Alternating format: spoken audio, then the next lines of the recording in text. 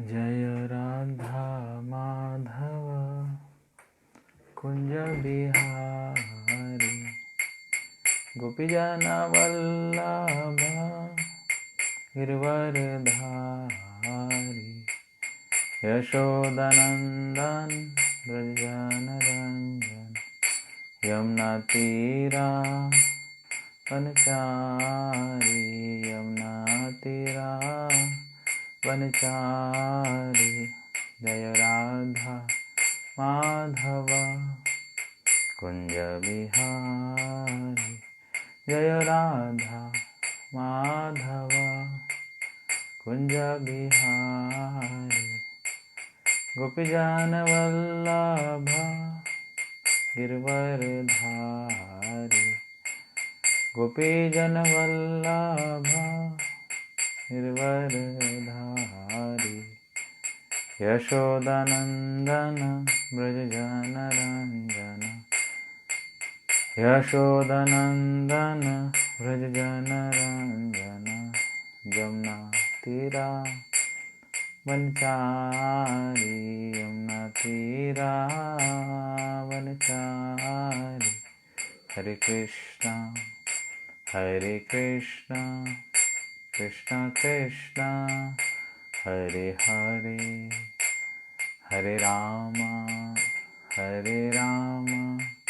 राम राम हरे हरे हरे कृष्णा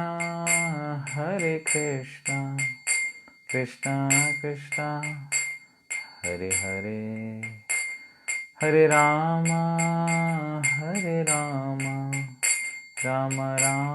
राम हरे हरे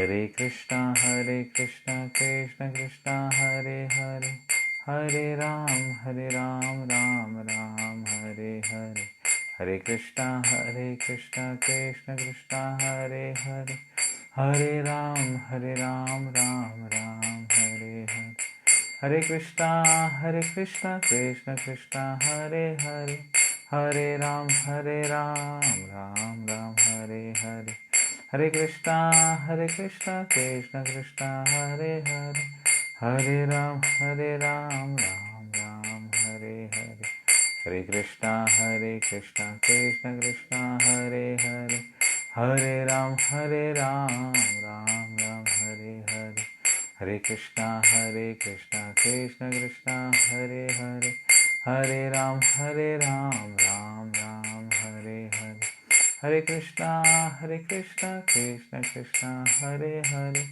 हरे राम राम राम हरे हरे हरे कृष्णा कृष्णा कृष्णा हरे हरे हरे राम राम राम हरे हरे कृष्णा कृष्णा कृष्णा हरे हरे हरे राम राम राम हरे हरे हरे कृष्णा कृष्णा कृष्णा हरे हरे हरे राम राम राम हरे हरे कृष्णा कृष्णा कृष्णा हरे हरे हरे राम राम राम हरे हरे हरे कृष्णा हरे हरे राम राम राम जय राधा राधिका रमण राधिका रमण राधे कृष्णा बलराम कृष्णा बलराम कृष्णा बलराम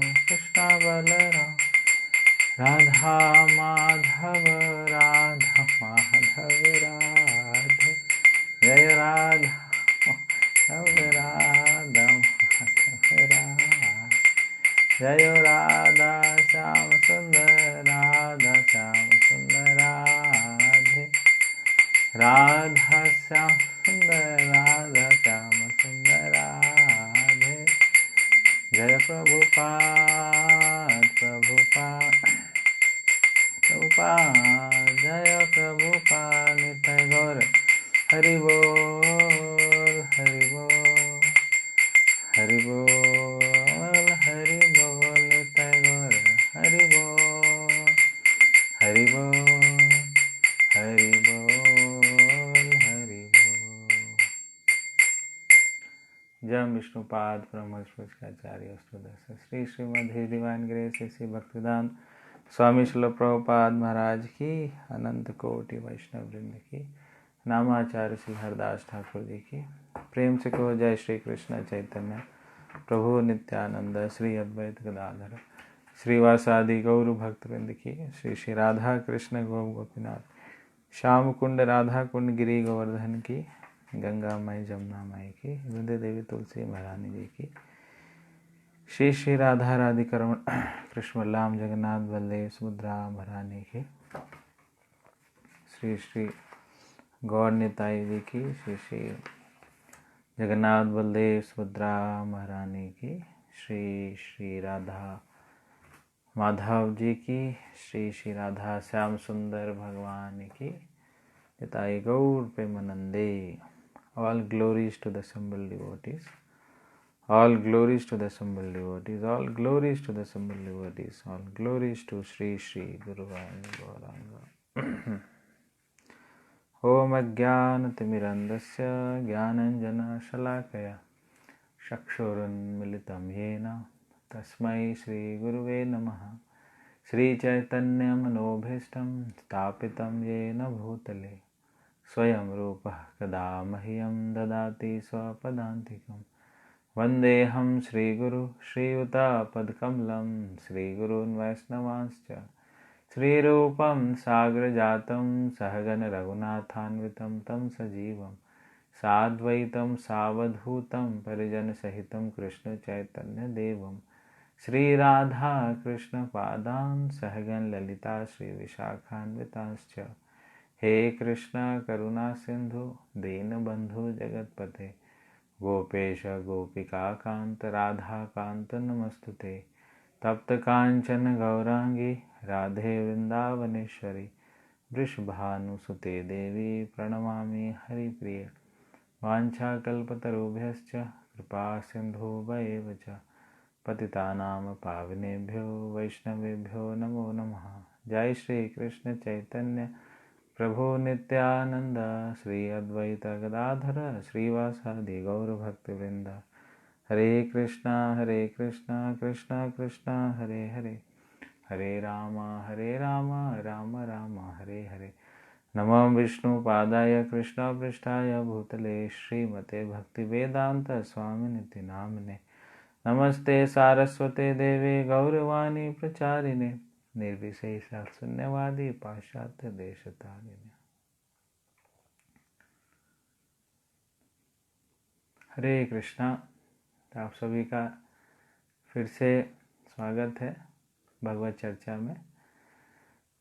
तो कल हमने डिस्कस किया था कि किस प्रकार से हम व्यवहारिक रूप से अपनी सारी गतिविधियों को यज्ञ के दृष्टिकोण से करें।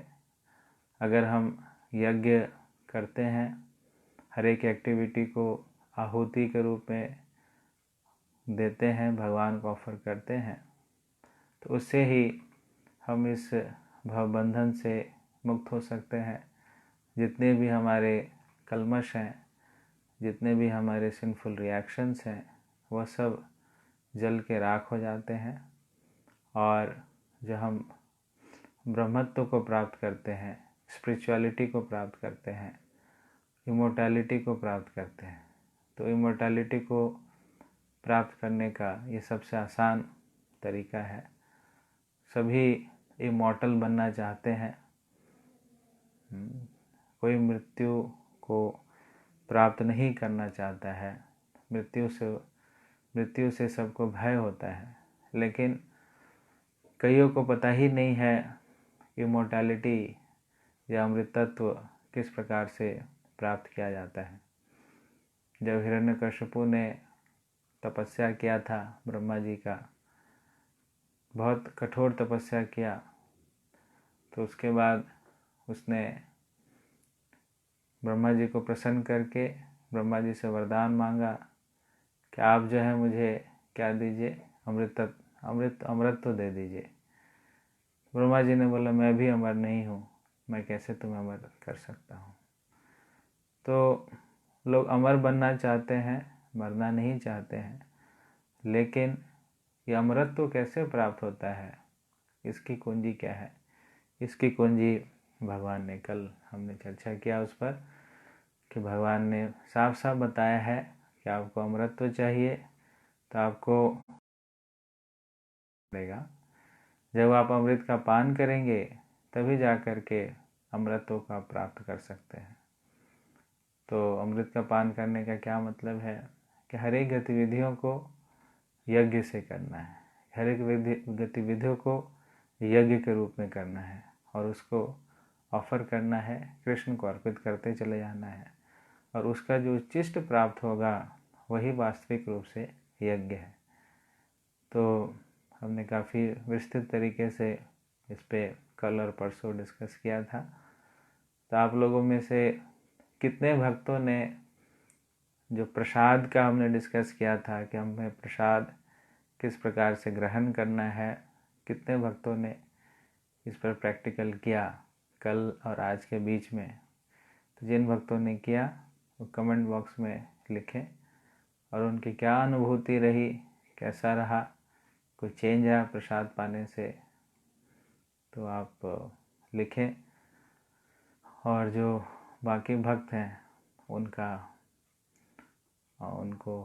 हौसला बढ़ेगा जिन्होंने किया है। तो जिन भक्तों ने ये प्रैक्टिस की है, प्रसाद हमें किस प्रकार से ग्रहण करना चाहिए, तो जिन्होंने किया वो लिख सकते हैं कैसा अनुभव रहा। तेग प्रभु जी का आ गया है, दशरथ नंदन प्रभु जी, आपने किया, हाउ वाज योर एक्सपीरियंस? कैसा एक्सपीरियंस रहा?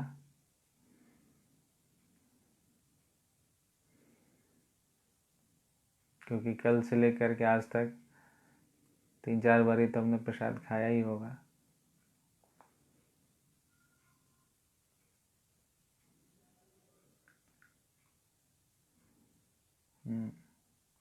बस एक भक्त ने किया, बाकी भक्त क्या कर रहे थे?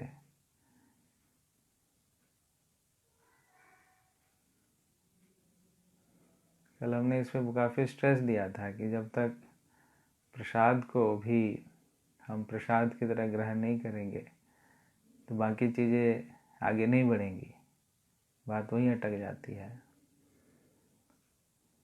तो एक भक्त ने किया अभी तक। हाँ,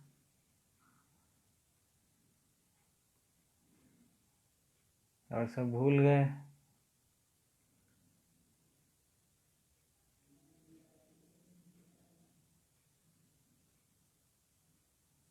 हाँ, कौशल कुमार गुप्ता जी ने भी किया, इनको भी अच्छा लगा, वेरी गुड। 2 भक्त बस।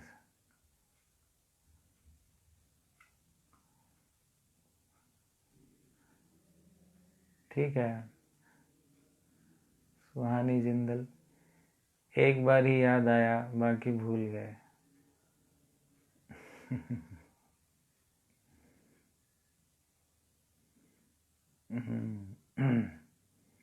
तो यही तो बात है। हाँ, आशीष प्रभु ने भी किया, खाना खाने में टाइम लगा लेकिन बहुत आनंद आया। हमने भी किया प्रभु जी प्रसाद को हरी हरी बोल कर, बहुत आनंद आया, हरी बोल। तो कई भक्त हैं जिन्होंने किया है, बहुत बहुत धन्यवाद। कई भक्तों ने एक बार किया, बाकी टाइम भूल गए, कोई बात नहीं, स्वाद बढ़ गया था प्रभु जी।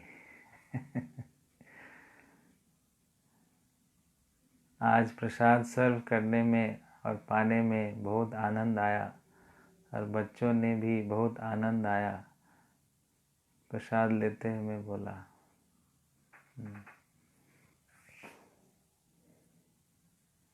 फुल फैमिली ने किया, बहुत आनंद आया, गुड। तो काफ़ी भक्तों ने किया है, मुझे लग रहा था किसी ने किया नहीं किया। चलो, जिन लोगों ने नहीं किया, जो भूल गए, उनके लिए अभी करना है। अभी अपने अपने घर में कोई भी सूखा आइटम हो, कुछ भी सूखा आइटम या चिड़वा हो या गुड़ हो, कुछ ऐसा स्नैक्स टाइप से कुछ हो। प्रभु जी अभी जस्ट किया, पेड़ा खाकर ऐसा लगा हरी हरी का रस अंदर जा रहा है। बहुत बढ़िया। तो जिन्होंने नहीं किया वो अभी कर सकते हैं, इन्होंने अभी किया है तो इनको रस मिला है। तो आप प्रैक्टिकल कीजिए, जब तक आप प्रैक्टिकल नहीं करेंगे तब तक आनंद नहीं आएगा। ये जो भक्ति है ये प्रैक्टिकल करने के लिए है, थियोरिटिकल नहीं है। यह सिर्फ इन्फॉर्मेशन के लिए नहीं है, ये ट्रांसफॉर्मेशन के लिए है। जैसे हमने पहले भी चर्चा किया था, हमें इन्फॉर्मेशन वाले लोग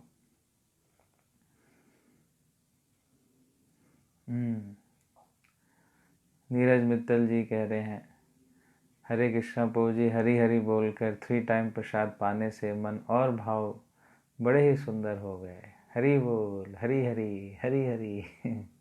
देखिए सुन के ही इतना अच्छा लग रहा है।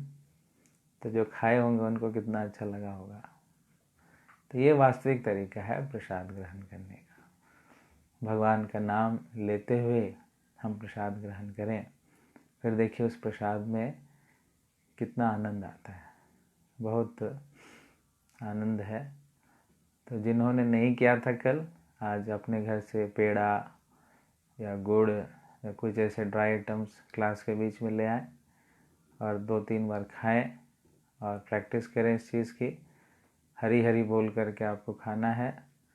अब जो भी खाएंगे, अभी मेरे पास यहाँ कुछ नहीं है, बट ऐसे जैसे आपने खाया ऐसे हरी बोला, फिर खाया, फिर हरी हरी, फिर खाया, फिर हरी हरी, फिर खाया। फिर देखिए उस प्रसाद में कितना आनंद आता है। तो वह पूर्ण रूप से हमारे अंदर जो भोग करने की, प्रसाद को हम प्रसाद के रूप में ग्रहण नहीं करते, कई बार भोग के रूप से ग्रहण करते हैं, इसलिए हमारी भोग की प्रवृत्ति शुद्ध नहीं होती है। तो भोग की प्रवृत्ति को हम शुद्ध कैसे करते हैं? जब हम भगवान के नाम का उच्चारण करते हैं। When we can offer bhoga to Krishna in afternoon when he is resting. हाँ कर सकते हैं, रात में रेस्ट लेते हैं भगवान। अगर आपने कोई ऐसा रेस्ट का टाइम रखा हुआ है तो फिर उस समय भोग ना लगाएं। अगर ऐसा नहीं है तो फिर आप भोग लगा सकते हैं। रात्रि के समय तो रेस्ट टाइम होता ही है, लेकिन अगर आप दिन में भी रखते हैं रेस्ट टाइम तो बहुत अच्छी बात है। तो उस स्लॉट से पहले ही आप उनको भोग लगाएं, उठाने के बाद भोग लगाएं।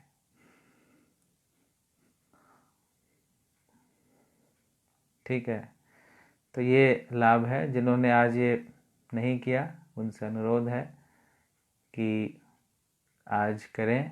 और सायंकाल का जो आप प्रसाद लेंगे हरी हरी बोल करके, अपने बच्चों को भी इसी प्रकार से हरी हरी बोल करके खिलाइए भोजन प्रसाद। तो फिर आप देखिए आपके घर में कैसे खुशहाली आती है, आपके मुख पर कैसे हरि नाम आता है ना। कई बार जो भक्तों का प्रश्न रहता है कि हमारा जप में मन नहीं लगता है, हमारा जप में ध्यान जो है बहुत भटकता है, भविष्य में जाता है, भूत में जाता है, वर्तमान में जाता है। उसका मूल कारण यह है कि जप के अलावा हम अन्य समय में नाम नहीं लेते भगवान का। तो इसलिए हमें नाम के में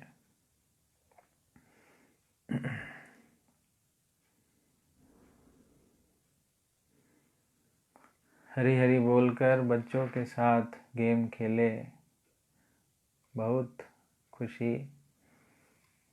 बहुत मुश्किल लग रहा था बच्चों को, बच्चे रिस्पांस नहीं दे रहे थे, बट खुद को फील हुआ कि हमने पहले से ये क्यों नहीं ऐड किया। सही बात है। तो बच्चे खेलते हैं बर्फ़ पानी। तो बर्फ़ पानी से अच्छा है हरी हरी और गोविंद गोविंद, है कि नहीं। तो बर्फ़ बोलते हैं, तो जैसे हम टच करते हैं तो बच्चे वहीं स्टैचू हो जाते हैं। तो दूसरा बच्चा है उसको टच करता है तो वो पानी हो जाता है। तो अगर यही गेम खेलना है तो उसको आप कैसे कर सकते हैं, जिसको टच करे वो बोलेगा हरी हरी, वो अपना स्टैचू हो गया, और जो दूसरा आए उसको बोले गोपाल गोपाल, गोविंद गोविंद, तो वो खुल जाएगा। तो ऐसे करके जो भी गेम्स है, हमें गेम्स में हरि नाम को ऐड करना है। बर्फ़ पानी में ऐड करना है, हॉपिंग खेलते हैं, जंपिंग खेलते हैं, उसमें हरि नाम को ऐड करना है। बैडमिंटन खेलते हैं, उसमें हरि नाम को ऐड कीजिए। उसके बाद कबड्डी खेलते हैं, तो कबड्डी में जब दूसरे पाले पे जाते हैं तो हरी हरी हरी हरी बोलते हुए दूसरे पाले में जाए। खो खो खेलते हैं तो खो बोलते हैं, उसमें हरी बोले। तो हरी का जो नाम है वो हम जितना ज़्यादा से ज़्यादा लेंगे, आप देखेंगे हरि नाम में फिर रुचि आएगी। क्वालिटी ऑफ चैंटिंग कैसे अच्छी होती है, जब क्वांटिटी ऑफ चैंटिंग हम बढ़ाते हैं। बिना क्वांटिटी बढ़ाए हुए, बिना ज़्यादा से ज़्यादा हरि नाम लिए हुए नाम के प्रति हमारी रुचि नहीं उत्पन्न हो सकती है। अगर किसी को नाम में रुचि उत्पन्न करना है तो उसकी प्राइमरी कंडीशन यही है कि उसको ज़्यादा से ज़्यादा नाम लेना पड़ेगा, तब जा कर के उसके नाम में रुचि उत्पन्न होगी। क्योंकि होगा क्या, इससे ज़्यादा से ज़्यादा नाम लेने से हमारा जो है चित्त, उसका मार्जन होता है, हमारे चित्त की धुलाई होती है, हमारे चित्त की सफाई होती है। तो जैसे जैसे हमारा चित्त शुद्ध होने लगता है, चेतो दर्पण मार्जनम भव महादावाग्नि निर्वापनम, यह श्लोक का उच्चारण हम प्रतिदिन करते हैं, लेकिन इसका प्रैक्टिकल एप्लीकेशन नहीं करते हैं। हम सुबह सुबह बोल तो देते हैं चेतो दर्पण मार्जनम भव महादावाग्नि निर्वापनम, वो भी सोते सोते सुबह सुबह। लेकिन इसका मतलब क्या है, चैतन्य महाप्रभु इसमें क्या बतलाना चाह रहे हैं? चैतन्य महाप्रभु कह रहे हैं कि यह जो हमारा चित्त है, जिस चित्त में अभी के नहीं, इस जन्म के नहीं, कई जन्मों के संस्कार जो हैं इसमें छुपे हुए हैं, कई जन्मों के इम्प्रेशन छुपे हुए हैं। और संस्कारों को मिटाना ये सबसे मुश्किल काम है। संस्कार इतनी आसानी से जाते नहीं। हम कपड़े धो सकते हैं, अपने आप को नहला सकते हैं, घर की सफाई कर सकते हैं, बाकी चीज़ें हम साफ कर सकते हैं, लेकिन यह जो चित्त है, चित्त का जो मार्जन है, चित्त में नाना प्रकार के जो पुराने संस्कार हैं, यह कब साफ होता है? तो महाप्रभु क्या कहते हैं, यह साफ होता है जब हम हरि नाम लेते हैं, तब जा कर के इसका शुद्धिकरण होता है। तो ऐसा नहीं है कि जब हम जप करें तभी हरि नाम लें। जप के अलावा भी अपने व्यवहारिक दिनचर्या में, अपने जो भी गतिविधि करते हैं उसमें हम हरि का नाम ले सकते हैं। इसलिए जिह्वा पर हमेशा हरि नाम रहना चाहिए। तो मान लो हरे कृष्ण महामंत्र इतना कई बार लगता है बहुत लंबा है, तो ये गोविंद नाम, कृष्ण नाम और हरि हरि, गौरांगा, गौरा गौरा, ऐसा जो है कुछ छोटे छोटे नाम हैं, उसको हम अपने जीवन में उतार सकते हैं। तो आप देखेंगे जितना ज़्यादा हम इन नामों का उच्चारण करते हैं, उतना हमारा कल्मश जो है, जो हृदय का जो कल्मश है, वह अपने आप धीरे धीरे समाप्त होने लगता है। तो ये शक्ति है नाम की। तो अगर नाम में रुचि बढ़ानी है, अगर आपको हरि नाम अच्छे से करना है, तो इसके भी आप प्रैक्टिस कीजिए। आप देखिएगा, कुछ भी गतिविधि कीजिए, आप घर जाते हैं, स्नान करने जाते हैं, घर की सफाई करते हैं, बच्चों के साथ खेलते हैं, कुकिंग करते हैं, तो मुख पर हमेशा, जिह्वा पर हमेशा हरि का नाम रखिए, क्योंकि यही एकमात्र औषधि है ना। चैतन्य महाप्रभु ने भी कहा है, भक्तिविनोद ठाकुर जी भी यही कहते हैं कि चैतन्य महाप्रभु कितने कृपालु हैं कि चैतन्य महाप्रभु हम जैसे बद्ध जीवों के लिए इस भव सागर में हरिनाम रूपी औषधि लेकर के आए हैं, है ना। और चैतन्य महाप्रभु खुद भी इसका पालन करते थे। उनके मुख पर आप देखेंगे हमेशा हरिनाम, हमेशा। इसलिए युग धर्म, यह युग धर्म है। अगर भगवत प्राप्ति करना है तो हरिनाम को जीवा पर रखना है। जितना ज़्यादा आप हरिनाम को जीवा पर रखेंगे उतना देखिए कितना आनंद आता है। ये सबसे मधुर, सबसे मीठा और सबसे महत्वपूर्ण चीज़ है हरिनाम। तो इस हरिनाम को ज़्यादा से ज़्यादा लें, माला तक ही सीमित ना रखें, माला के अलावा भी जीवा पर नाम रखें। तो ज़्यादा से ज़्यादा जितना हम नाम रखते हैं जीवा पर, चित्त का मार्जन होगा, शुद्धिकरण होगा। और जैसे जैसे शुद्धिकरण होगा आप देखेंगे जप में बड़ा आनंद आएगा। 16 माला आपका कैसे हो जाएगा आपको पता ही नहीं चलेगा। अभी जो है 16 माला डिवोटीज करते हैं, मैंने देखा है, बहुत स्ट्रगल करते हैं, एकदम सो के, रो के, लगता है किसी ने उसको पीट दिया है, मार दिया है ज़बरदस्ती। बोला बैठ माला कर जब तक माला नहीं करेगा तुझे खाने को नहीं दूंगा, है ना। तो इस प्रकार से लोग ज़बरदस्ती माला करते हैं। माला में कोई रुचि नहीं है लेकिन फिर भी कर रहे हैं। तो यह रुचि कैसे उत्पन्न होगी?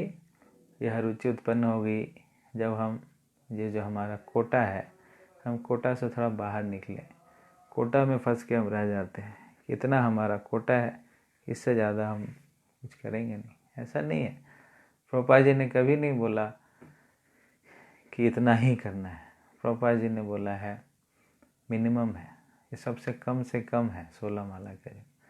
उनकी इच्छा क्या है प्रभुपाद जी की? आप कितने ही परपट्स आप पढ़ेंगे, कल भी हमने इस पर देखा था कि 24 आवर, 24 घंटे हमें हरि हरि भगवान का नाम लेना है, हरि नाम लेना है। यह प्रभुपाद जी की इच्छा है। चित्त का जो गंदगी है, जो अनर्थ है, जो संस्कार हैं, जन्मों जन्मों के संस्कार हैं, वो मिटेंगे नहीं। अगर हम इस संस्कारों को मिटाने का भी प्रयास नहीं करेंगे तो वही संस्कार हमें खींच करके दोबारा इसी भौतिक जगत में हमें लगा करके रखेंगे।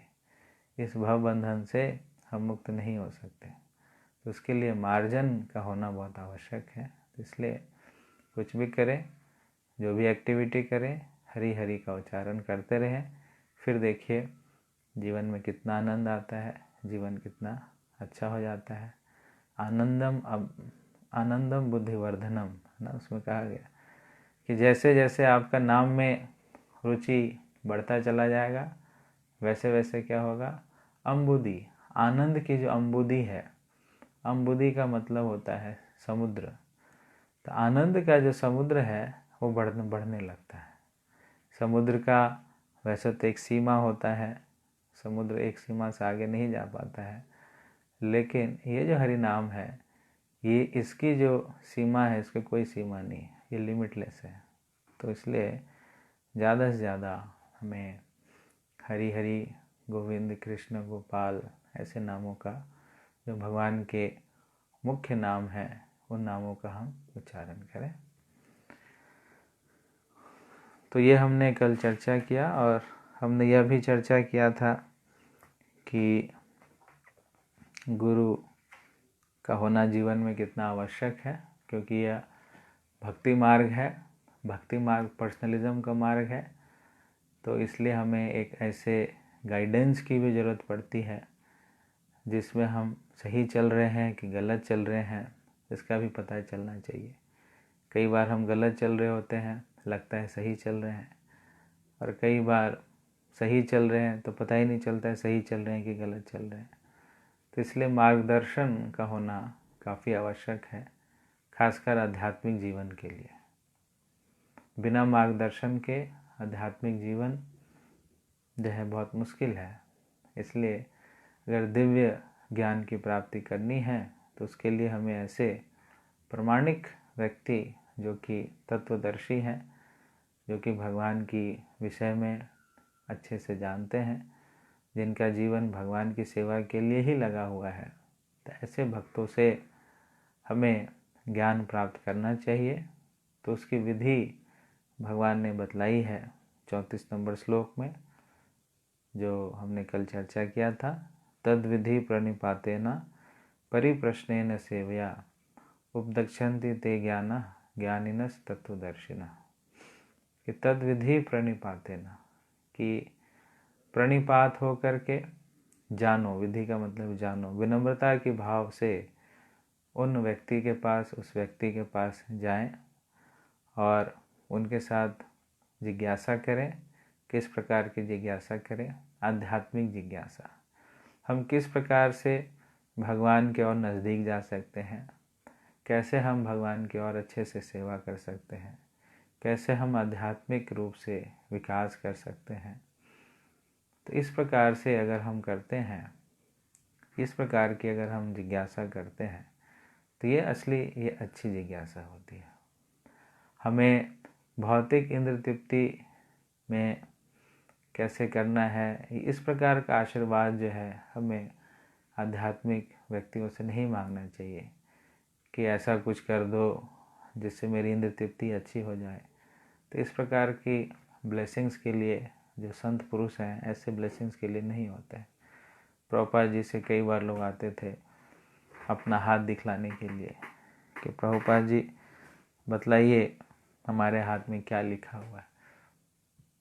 प्रभुपाद जी कहते थे आपके हाथ में 4 चीज़ें लिखी हैं। 4 चीज़ें क्या हैं?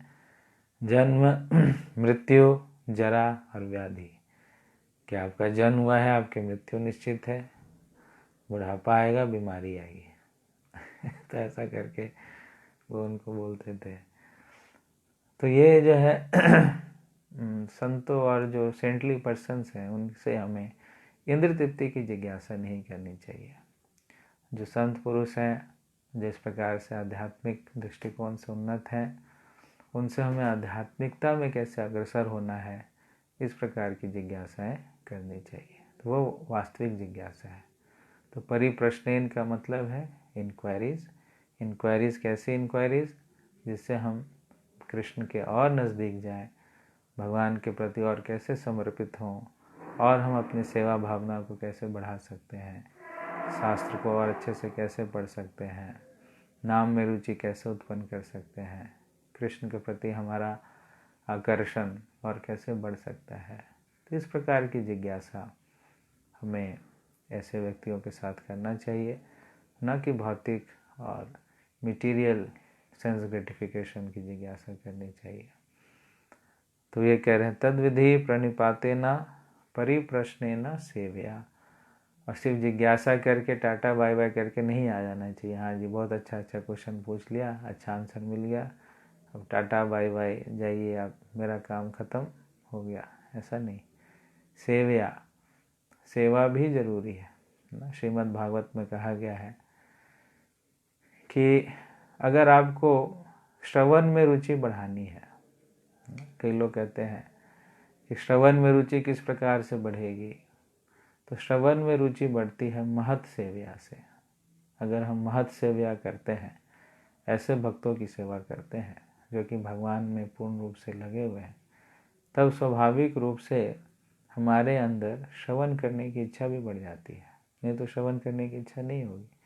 कई बार हम देखते हैं, हम कितना प्रयास करते हैं श्रवण करने का, अध्ययन करने का, लेकिन मन नहीं लगता है, मन जो है विचलित होता रहता है। तो यह कृपा से ही होता है। तो कृपा कैसे मिलती हमें? जब ऐसे भक्तों की हम सेवा करते हैं। भागवत में प्रथम स्कंद में हम देखते हैं कि कैसे नारद जी ने किस प्रकार से संतों की सेवा की।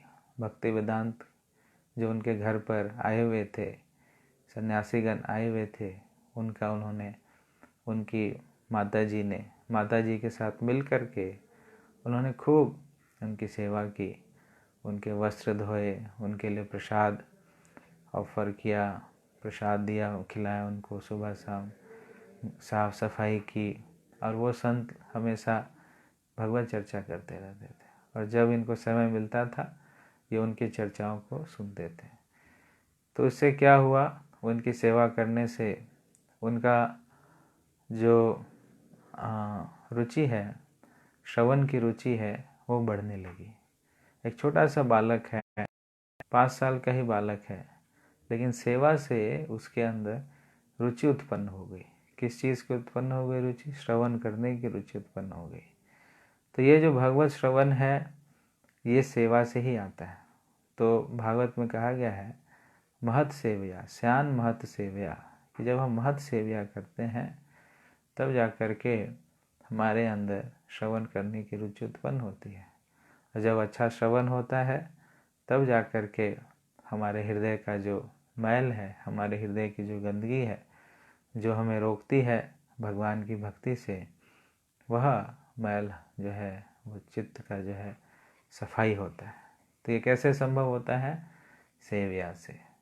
तो इसलिए केवल क्वेश्चन पूछ लेना बस हो गया जी, हो गया, क्वेश्चन पूछ लिया, ऐसा नहीं है। सेवया भी आवश्यक है, प्रैक्टिकल सेवा भी आवश्यक है। प्रभुपाद जी ने कैसे पूरे विश्व भर में इतना प्रचार किया कि उनके खास बात क्या थी कि उन्होंने सबको सेवा में लगाया।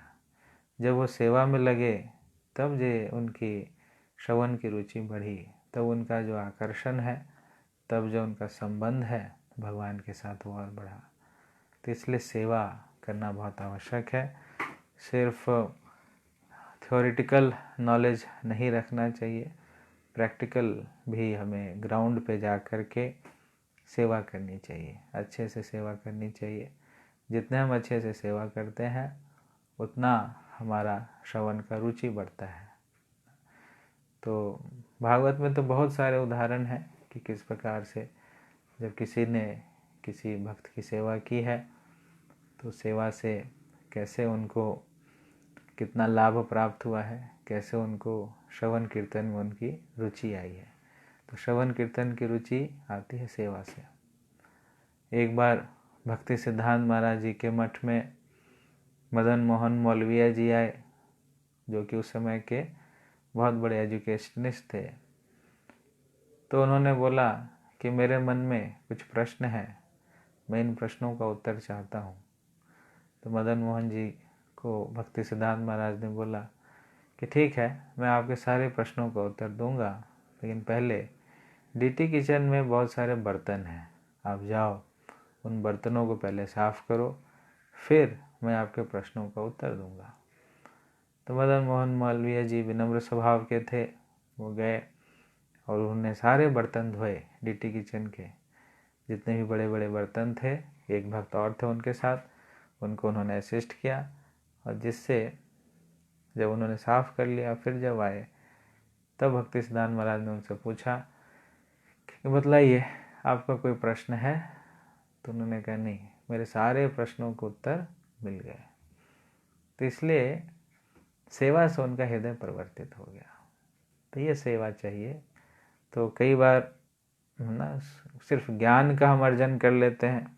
आप पूछेंगे कहाँ का श्लोक नंबर दे, श्लोक नंबर दैट, परपट में सब बता देंगे, लेकिन प्रैक्टिकल एप्लीकेशन की बात आती है कि प्रभु जी यहाँ पे थोड़ी गंदगी है, थोड़ा सफाई, नहीं मैं तो ये नहीं करता।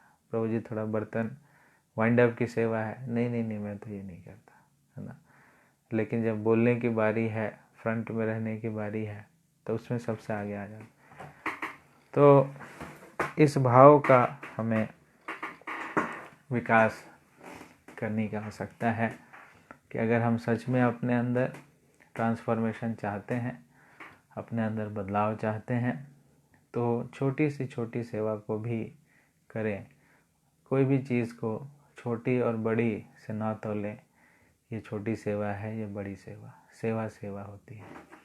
तो जितना ज़्यादा हम विनम्रता की भावना से उसको करते हैं तो धीरे धीरे वह परिवर्तित होता है, हमें हृदय को हमारे जो है वो शुद्ध करता है। तो प्रभुपाद जी कहा करते थे ज्ञान और विज्ञान। ज्ञान का मतलब है थ्योरेटिकल अंडरस्टैंडिंग, विज्ञान का मतलब है प्रैक्टिकल एप्लीकेशन। तो प्रैक्टिकल एप्लीकेशन उतना ही महत्वपूर्ण है। एक बार प्रभुपाद जी वृंदावन में थे, तो वृंदावन में एक उनका शिष्य था।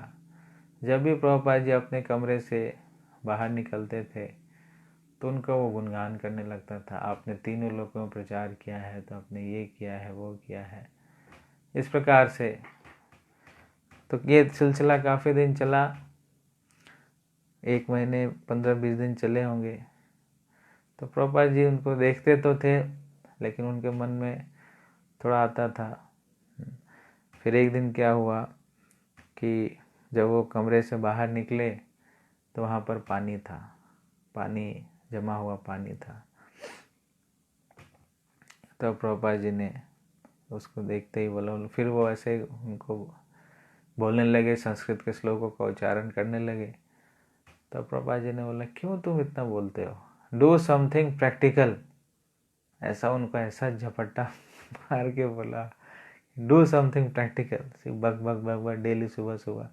यहाँ देखते नहीं, यहाँ इतना सारा पानी जमा हुआ है, यहाँ पे इतना बारिश है, पानी जमा हुआ है, इसको साफ करो, है ना। सिर्फ आपको बोलना आता है, डू समथिंग प्रैक्टिकल। तब जा कर के उसकी ऐसे हिल गया वो तो अच्छे से। फिर वो झाड़ू लाया, पोछा लाया, उसकी पूरी सफाई की। फिर प्रभुपाद जी प्रसन्न हुए।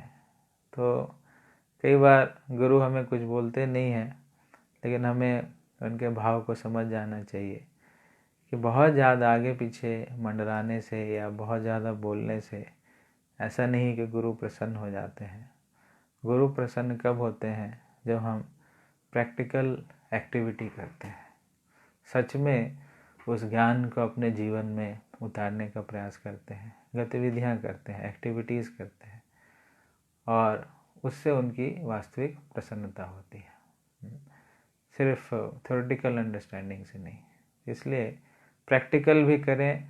छोटी छोटी सेवाएं हैं। अभी आप सब घर में हैं, तो अपने अपने घर को समझिए कि आपका घर नहीं, आपका घर मंदिर है।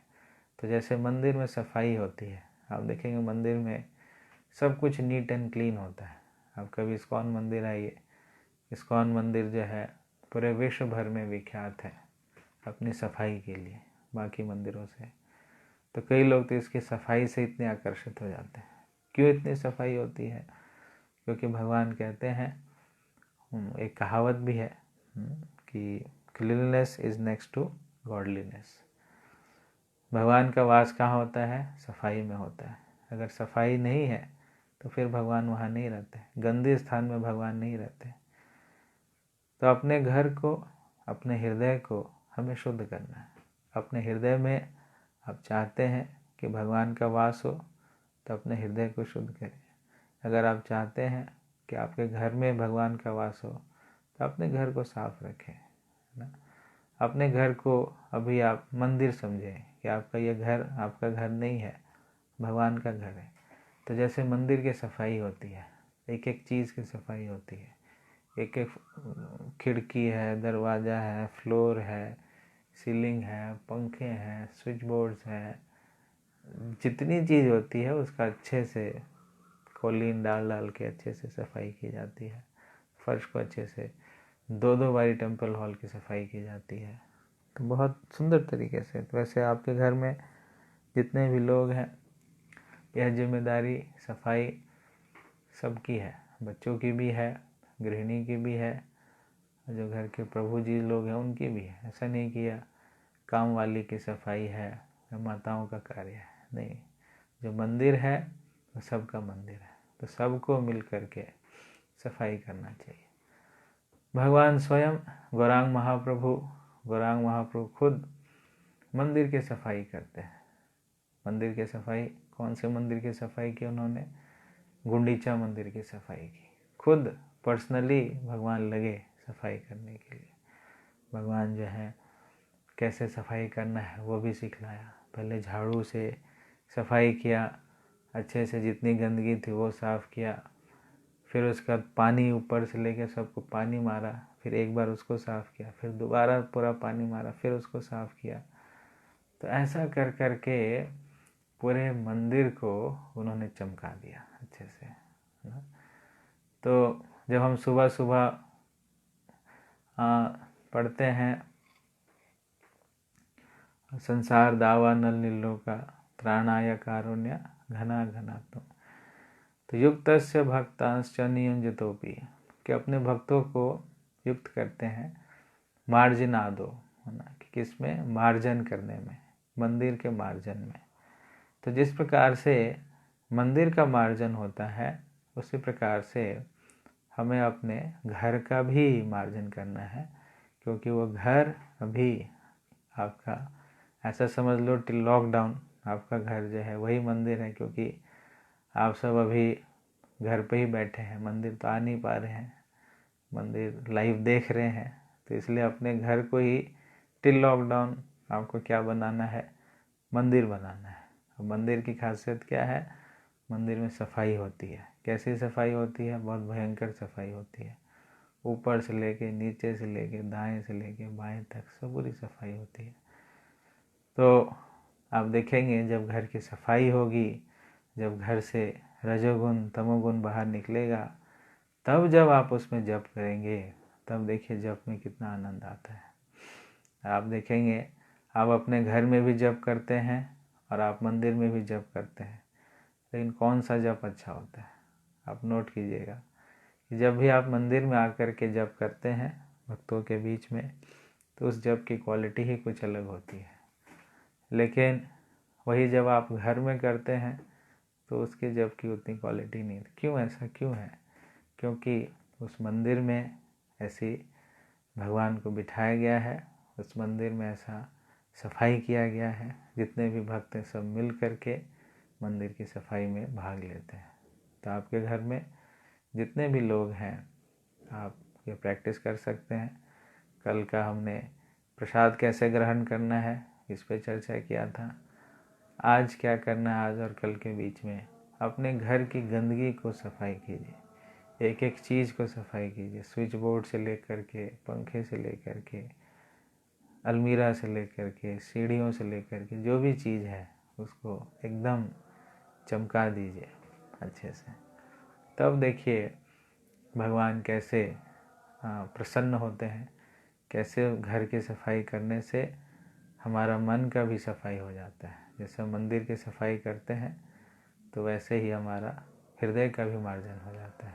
तो ये है, तो ये टास्क है आपके लिए कल का। एक तो प्रसाद का है कि जब भी आप खाएं तो खाने से पहले हरी हरी ऐसा बोल करके खाएं। दूसरा टास्क है सफाई करें अपने घर में, सभी को करना है, ऐसा नहीं कि एक व्यक्ति को करना है, घर के जितने भी मेंबर हैं सब बैठ कर के प्लानिंग कीजिए कि किसको कौन सा एरिया देना है, किसको झाड़ू लगाना है, किसको पोछा लगाना है, किसको डस्टिंग करना है, ये सारी चीज़ें। और उसमें सबको इन्वॉल्व कीजिए।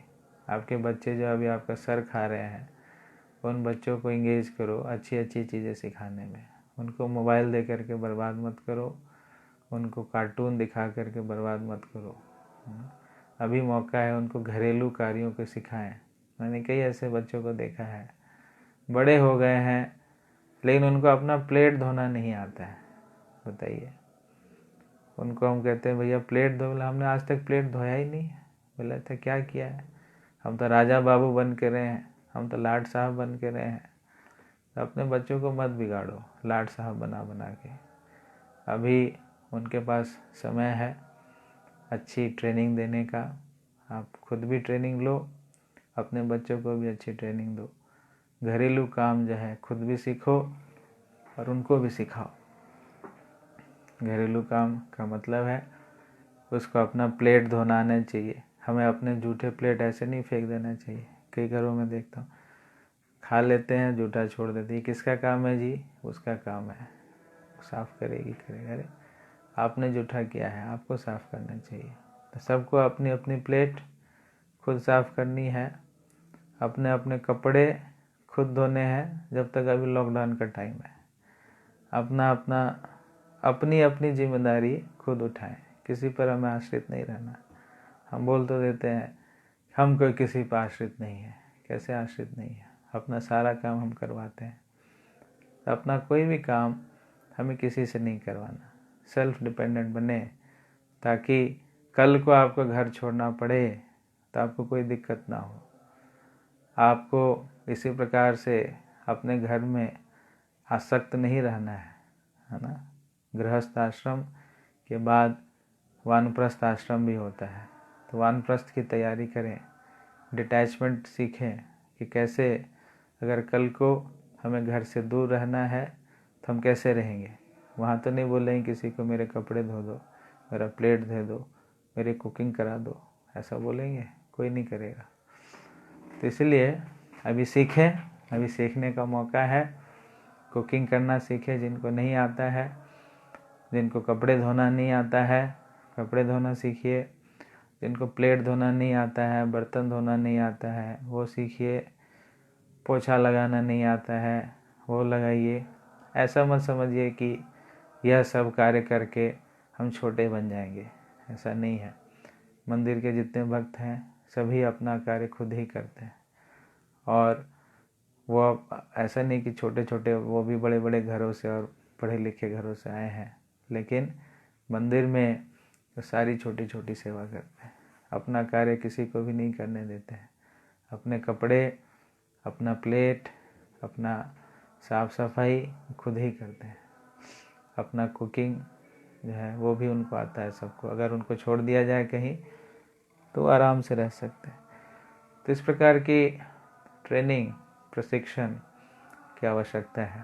पहले गुरुकुल में यही तो प्रशिक्षण दिया जाता था बच्चों को कि वो सब अपना अपना काम खुद करेंगे, और ताकि बाद में उनको किसी प्रकार की दिक्कत नहीं होती थी। फिर जब गृहस्थ के बाद जब वो वानप्रस्थ में जाते थे तो वानप्रस्थ में वो फुल्ली इंडिपेंडेंट है, वो किसी पर आश्रित नहीं है। इसलिए अपनी निर्भरता को हमें कम करना है। हमें किसी के ऊपर निर्भर नहीं रहना चाहिए, हमें मात्र भगवान के ऊपर निर्भर रहना है, किसी व्यक्ति के ऊपर निर्भर नहीं रहना। तो ये बेसिक एक्टिविटीज़ करें, साफ सफाई, प्लेट, बर्तन, कुकिंग, और जो भी बेसिक चीज़ें हैं जिसमें हमें अपने आप को सेल्फ डेवलप करने की आवश्यकता है वो करें। तब हम इस प्रकार की गतिविधियों में लगते हैं, तब आप देखेंगे कि आपका हृदय कितना हम्बल हो जाता है। जब तक आपका हृदय हम्बल नहीं होगा तब तक आपको ज्ञान नहीं आएगा। गुरुकुल में क्या होता था, गुरुकुल में बच्चों को इतना सेवा कराते थे तब जाके उसका हृदय हम्बल होता था। जब हम्बल हृदय के साथ जब गुरु जी उनको ज्ञान देते थे तब उसको सारा ज्ञान समझ में आ जाता था। भगवान श्री कृष्ण, बलराम जी जब सांदीपनी मुनि के आश्रम में गए तो सारी चीज़ें वो करते थे। पोछा लगाते थे, झाड़ू लगाते थे, गायों की सेवा करते थे, उनको घुमाने ले जाते थे, चारा खिलाते थे। ऐसा नहीं कि भगवान है जी पूरे जगत को तो मैं ही खिला रहा हूँ ऐसा तो वो भी कह सकते हैं, पूरे जगत को तो मैं ही खिला रहा हूँ, मुझे क्या ज़रूरत है इन चीज़ों को करने की, मैं तो राजा हूँ, राजा को तो कुछ करने की ज़रूरत नहीं होती है। ऐसा नहीं है। जब वो गुरुकुल में गए तो एकदम जैसे एक शिष्य होता है, शिष्य के जो कर्तव्य होते हैं, किस भाव से, विनम्र भाव से उसको रहना है, वो सारी गतिविधियों को उन्होंने पालन किया, सब कुछ किया। जितने भी छोटी से छोटी सेवा होती थी, गुरु जी की सेवा करनी होती थी, वो सब करते थे। तभी तो गुरु जी उनको जो भी ज्ञान देते थे, जो भी उनको शिक्षा देते थे, एकदम से वो शिक्षा, अभी शिक्षा दिया अगले दिन तैयार, फिर अभी शिक्षा दिया अगले दिन तैयार, इस प्रकार। वैसे तो भगवान को तो सब पता ही है, लेकिन उदाहरण से वो हम सबको दिखला रहे हैं कि कैसे हमें गुरुकुल में या गुरु से हमें किस प्रकार से शिक्षा लेनी चाहिए। तो अगर ज्ञान को धारण करना है तो ज्ञान को धारण करने के लिए विनम्रता चाहिए। बिना विनम्रता के ज्ञान धारण नहीं होता है ना।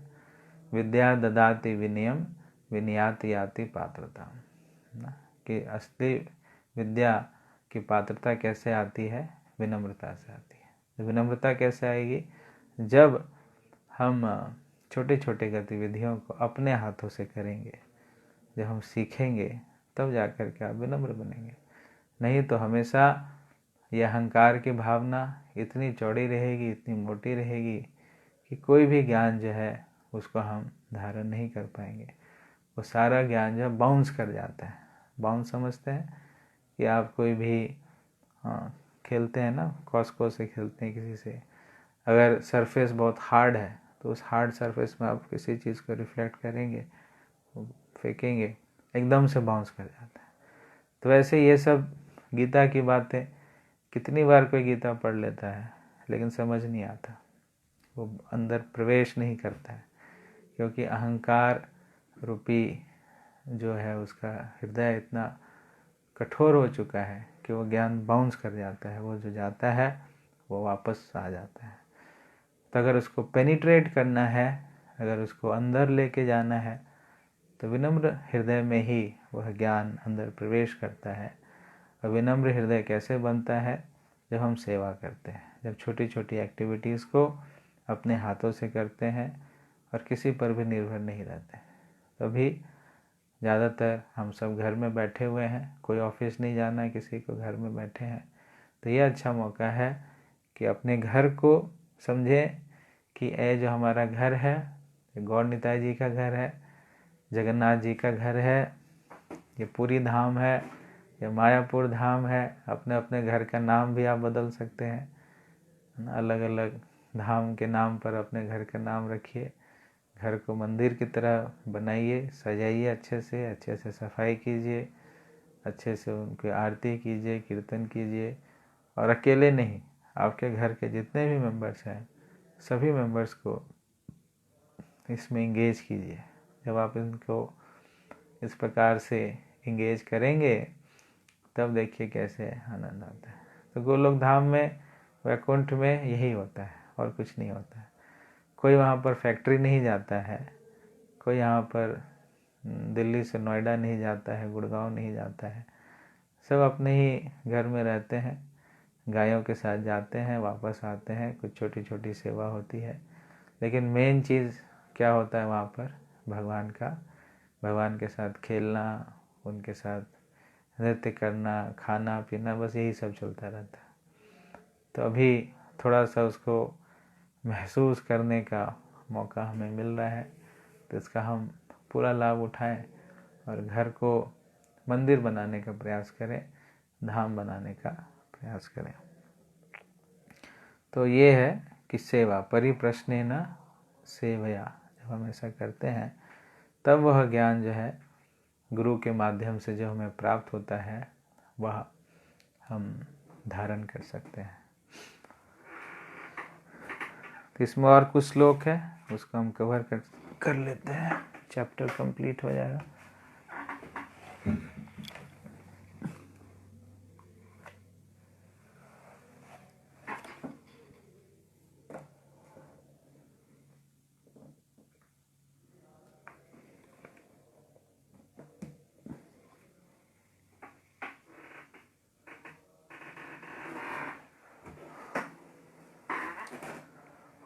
तो जब हम इस ज्ञान को वास्तविक रूप से धारण कर लेंगे तब इसका क्या लाभ होगा?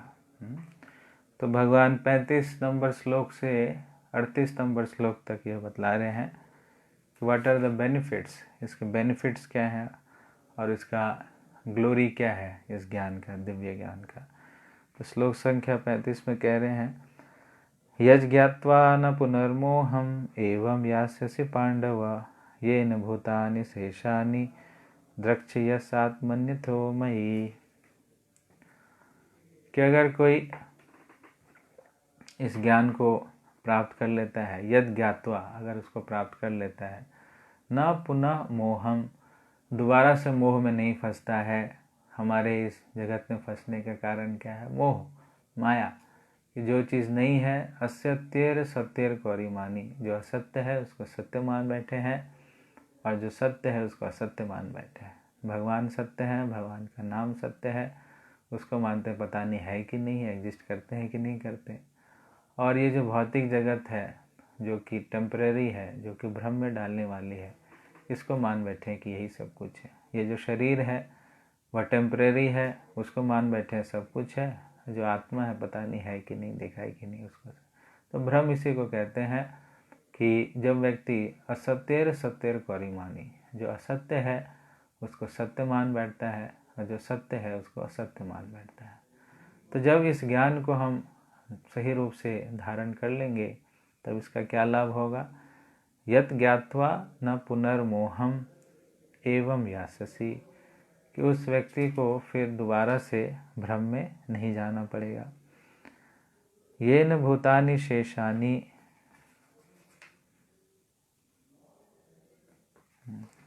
येन भूतानि शेषानि द्रक्ष यस्यान्मथ्यो मयि, और जितने भी जीव हैं उन सभी जीवों को किस प्रकार से देखेगा कि वह भगवान का अंश है। तो ये दो लाभ इसमें बताए हैं। 36 में क्या लाभ बताया कि अपि चेदिषु पापेभ्य सर्वेभ्य पापकृतमः सर्वं ज्ञान प्लवेनैव वृजनं संतरिष्यसि।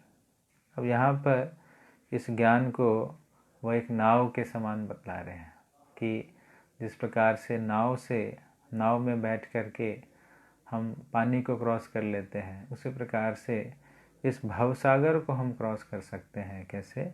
ज्ञान प्लवेन। प्लवेन का मतलब होता है नाव, बोट। यह बोट कैसा बोट है? यह ज्ञान का बोट है। तो इस ज्ञान के बोट से हम वृजनम संतरिष्यसि, वृजनम का मतलब है दुखों का सागर। इस दुखों का सागर को हम पार कर सकते हैं। कई लोग कहते हैं कैसे हम इस दुखों के सागर से मुक्त हो सकते हैं, कैसे इसको पार कर सकते हैं?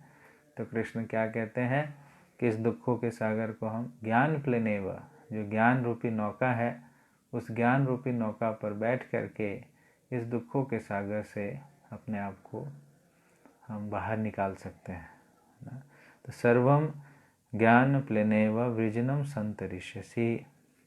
फिर और क्या कह रहे हैं 37 नंबर श्लोक में, यथे धांसि समिद्धो अग्निर्भस्मसात् कुरुते अर्जुन ज्ञानाग्नि सर्वकर्माणि भस्मसात् कुरुते तथा, कि जिस प्रकार से अग्नि जलाते हैं, तो अग्नि में हम लकड़ी डालते हैं, तो लकड़ी जिस प्रकार से अग्नि जिस प्रकार से लकड़ी को जलाकर राख कर देती है, उसी प्रकार से ये ज्ञान रूपी अग्नि, ये ज्ञान रूपी अग्नि क्या करती है? यह जितने भी हमारे पाप कर्म के फल हैं उन सभी को जला करके राख कर देती है। देखिए कितना लाभ है इस ज्ञान का। इस ज्ञान का लाभ है कि हमारे पाप कर्म भस्मीभूत हो जाते हैं। इस ज्ञान का क्या लाभ है कि हम दुखों के सागर से अपने आप को बाहर निकाल सकते हैं।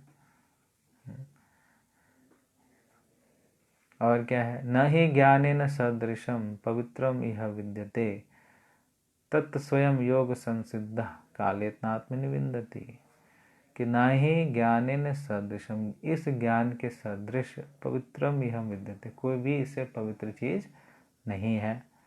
तत् स्वयं योग संसिद्धम कालात्मनि विन्दति, तो यह जितने भी योग वगैरह करने का है तो इसका सबसे मैच्योर फ्रूट है। और धीरे धीरे व्यक्ति इसका आस्वादन करता है। जिसको ज्ञान, जिसके हृदय में यह ज्ञान रूपी फल आ चुका है, जैसे फल हम खाते हैं, धीरे धीरे खाते हैं, इसका स्वाद आता रहता है, उसी प्रकार से जिसके हृदय में यह ज्ञान अवस्थित हो चुका है वो इस रस का सदैव आस्वादन करता रहता है। तो किस व्यक्ति को यह ज्ञान प्राप्त होगा? उसकी क्या योग्यता है? हु कैन अटेन ज्ञान? तो इसमें वो क्या कह रहे हैं?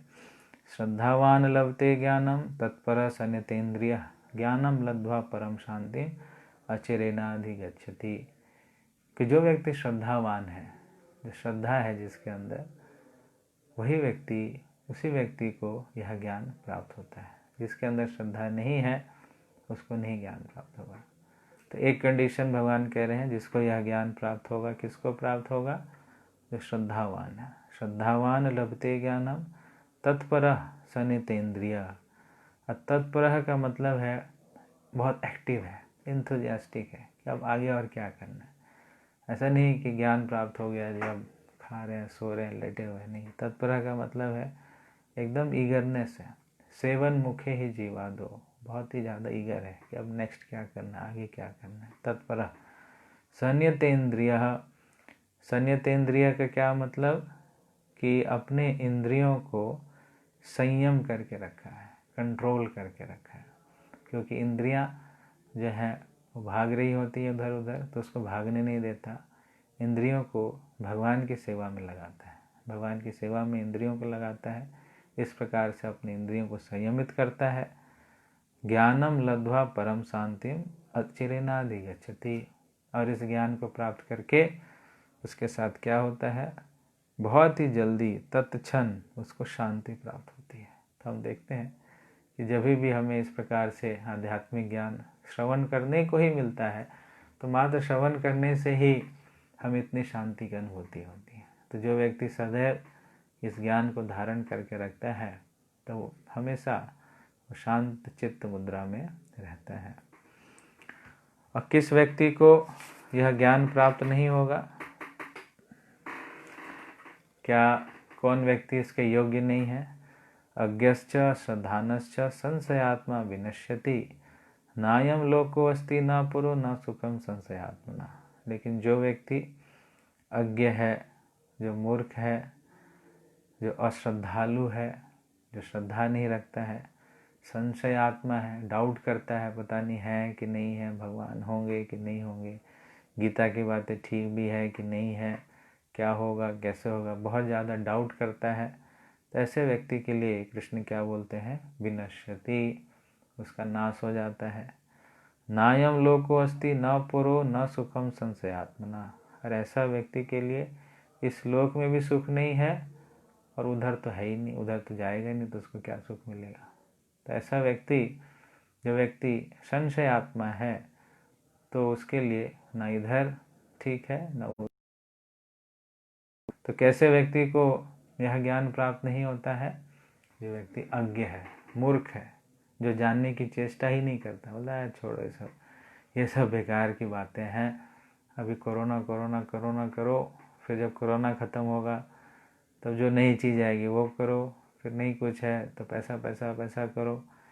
तो ऐसे लोगों को मूर्ख कहा जाता है, जो कि भगवान की तरफ अपना बुद्धि को नहीं लगाते, अपनी चेतना को नहीं लगाते। ऐसे व्यक्ति को अज्ञ कहा जाता है, जिनको भगवान के विषय में जानने की कोई रुचि नहीं है। दूसरा व्यक्ति अश्रद्धालु है। अश्रद्धालु का मतलब, चलो गीता तो है लेकिन मुझे विश्वास नहीं है कि भगवान भी हैं, सब कुछ जो है खुद ही चल रहा है, अपने आप से चल रहा है। तो जो अश्रद्धालु है वह, और जो संशयात्मा है कि पता नहीं है कि नहीं है, क्या है नहीं है, डाउट में रहता है, करूँगा तो होगा कि नहीं होगा, कर लिया नहीं हुआ तो तब बताओ प्रभु जी क्या होगा, हमने माला अगर कर लिया, अगर नहीं कुछ हुआ तब क्या होगा। कई लोग ऐसे भी प्रश्न पूछते हैं। एक बार एक रिपोर्टर ने क्वेश्चन पूछा प्रभुपाद जी से, प्रभुपाद जी बताइए कि आप लोग जो हरे कृष्णा करते रहते हो, मान लो अंत समय में आपको पता चले कि कृष्ण नहीं है और कुछ भी इस प्रकार की चीज़ नहीं है, तब तो आपका पूरा टाइम वेस्ट हो गया। प्रभुपाद जी ने बोला, देखो हमें पता है कि कृष्ण है, कृष्ण का धाम है, कृष्ण का नाम है, उसमें हमें कोई कन्फ्यूज़न नहीं है, और एनीवे हम लोग बहुत इन्जॉय कर रहे हैं इस लाइफ को, है ना, हम अच्छे से खा पी रहे हैं, आनंद में रह रहे हैं। अब तुम्हारे साथ क्या होगा बताओ, अगर सच में कृष्ण है, अगर वो निकल गए तो तुम्हारे साथ क्या होगा। तो कई लोग ऐसे हैं जो संशय में रहते हैं कि हम माला कर लेंगे कुछ होगा कि नहीं होगा, हम ये कर लेंगे कुछ होगा कि नहीं होगा, गीता पढ़ लेंगे कुछ होगा कि नहीं होगा, क्या फ़ायदा इसका। तो बहुत ज़्यादा संशय करते हैं। तो ऐसे लोगों के लिए जो 3 प्रकार के लोग हैं, जो अज्ञ हैं, भगवान के विषय में जानना नहीं चाहते हैं, जो अश्रद्धालु हैं, जिनको विश्वास नहीं है, श्रद्धा नहीं रखते हैं, और तीसरी चीज़ जो 50-50 है, बीच वाले हैं, थोड़ा करते हैं थोड़ा नहीं करते, थोड़ा है थोड़ा ये भी है थोड़ा ये भी है। तो ऐसे व्यक्ति को संशयात्मा। तो इन लोगों के साथ क्या होता है? इन लोगों के साथ यह लोग भी, इस लोग में भी वो दुखी रहते हैं, परेशान रहते हैं, चिंताग्रस्त रहते हैं, मोहग्रस्त रहते हैं, और परो में तो उनका कोई क्वेश्चन नहीं है जाने का। तो इसलिए भगवान कहते हैं कि ऐसे लोगों को यह ज्ञान प्राप्त नहीं होता है। फिर लास्ट के 2 श्लोक हैं। योग संन्यस्त कर्माणम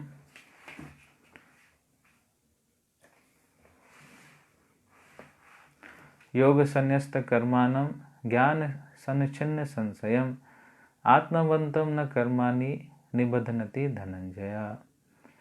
कि जो व्यक्ति इस प्रकार से अपने सारे कर्मों को मुझ पर अर्पित करते हुए बिना संशय के, ऑडियो इज नॉट कमिंग, हरे कृष्णा, आवाज आ रही है?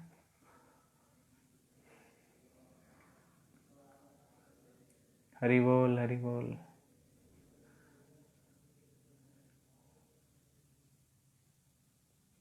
वॉइस इज कमिंग और नॉट?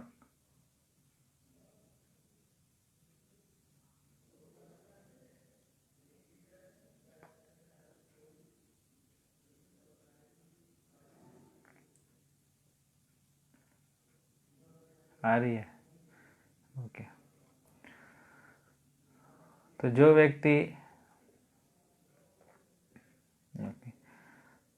व्यक्ति इस प्रकार से डिवोशनल सर्विस में अपने सारी गतिविधियों को अर्पित करते हुए बिना किसी संशय के दिव्य ज्ञान में स्थित होकर के कार्य करता है, तो उसको किसी प्रकार से बंधन में नहीं फंसना पड़ता है। वो किसी प्रकार से बंधन में नहीं फंसता है। कौन सा व्यक्ति? जो व्यक्ति ज्ञान में स्थित होकर के अपने कर्मों को करता है। तो इसलिए यह शिक्षा में भगवान दे रहे हैं कि आपको कर्म बंधन से मुक्त होना है अगर, तो अपने ज्ञान में स्थित होइए और ज्ञान में स्थित होकर के कर्म को कीजिए, तब जा कर के आपको कर्म बंधन नहीं लगेगा, आप कर्म बंधन से नहीं बंधोगे।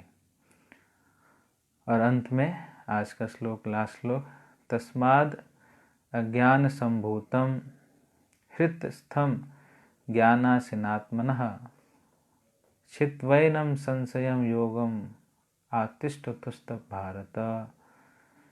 कि इसलिए जो संशय आपके हृदय में आ चुका है, उस संशय को ज्ञान की तलवार से काटो। है कि नहीं? ये बड़ा अच्छा, कई बार हमने सुना ये ज्ञान की तलवार। तो ये शब्द जो है आप नोट कर सकते हैं, ज्ञानासिनात्मनः, तो इसको कहते हैं ज्ञान की तलवार। तो ज्ञान की तलवार से हम इस संशय को दूर कर सकते हैं। तो जब भी हमारे मन में भ्रम हो, आशंका हो, डाउट हो, परेशानी हो, तो इधर उधर भागने की ज़रूरत नहीं है। अपने हाथों में आप ज्ञान की तलवार लीजिए। जैसे अर्जुन को कह रहे हैं कि तू अभी डाउटफुल है, तेरे अंदर बड़ा मोह चल रहा है, बड़ा ग्रस्त हो चुका है, तो ये ले, मैं तुम्हें ज्ञान की तलवार देता हूँ। इस ज्ञान की तलवार से काट डालो। किसको काटो? जो अज्ञानता है, जो अंधकार है, जो संशय है, उस संशय को काट डालो। तो संशय को हम ज्ञान की तलवार से काटते हैं। तो अपने हाथ में हमेशा ज्ञान की तलवार, अपने हृदय में हमेशा ज्ञान की तलवार लेकर के चलना चाहिए, ताकि हम कभी भ्रम में, कभी मोह में और किसी प्रकार से ना फंसे और अपने लक्ष्य को हमेशा केंद्रित करके आगे बढ़ते रहें। तो ये कुछ बातें थी आज की इस चर्चा से, जिसमें ज्ञान प्राप्त करने का क्या लाभ है उस विषय में हमने चर्चा किया, और क्या क्या लाभ है उस पर हम चर्चा किया, और कैसे इस ज्ञान को हम प्राप्त कर सकते हैं वो चर्चा किया, और कैसे व्यक्ति को यह ज्ञान जो है वो प्राप्त होता है, उसका क्या योग्यता है, इस पर चर्चा किया, और कैसे व्यक्ति को यह दिव्य ज्ञान प्राप्त नहीं होता है, इस पर चर्चा किया। तो अब किसी का कोई प्रश्न है तो हम उन प्रश्न को ले लेते हैं, या किसी चीज़ पे आप डिस्कशन चाहते हैं, कोई क्वेश्चन है तो कमेंट बॉक्स में आप लिख सकते हैं।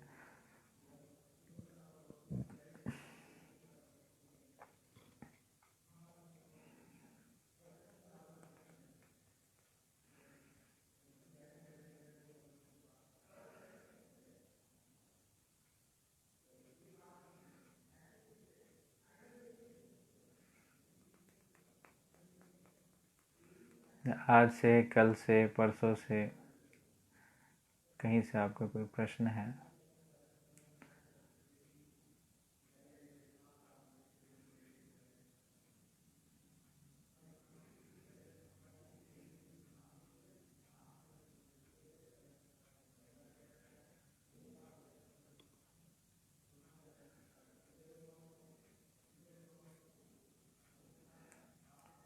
तो आज हमारा चौथा अध्याय कंप्लीट हुआ और कल से हम 5वां अध्याय शुरू करेंगे। हरे कृष्णा प्रभु जी, पामहो कृष्ण के प्रमुख नाम और अन्य नाम में कुछ अंतर है क्या? हाँ, जो ब्रज के वो भगवान के मुख्य नाम हैं। गोपाल, गोविंद, नंदनंदन, यशोदानंदन, भजेंद्र नंदन, श्याम सुंदर, दामोदर, ये सब जो नाम है, जो ब्रज के नाम हैं, वह जो है वो भगवान के मुख्य नाम है। भगवान के जो गौण नाम है वह है परमात्मा,